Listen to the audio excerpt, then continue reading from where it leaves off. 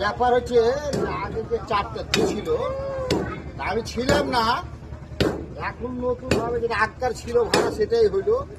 ওই জন্য দেখো তুলে দিয়েছে আর এটা নিয়ে এখন সরকারের মতি গতি, পাবলিকের কি ক্ষতি।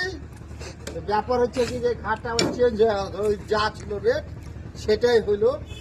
আমাদের মহান ব্যক্তি যিনি আছেন আমাদের সভাপতি আছে, যাই হোক তারাই জানে, আমরা অতদিন যাইতে পারিনি। পরে বুঝতে পারবেন, যারা ঘাটে পার হবেন তারা বুঝবেন।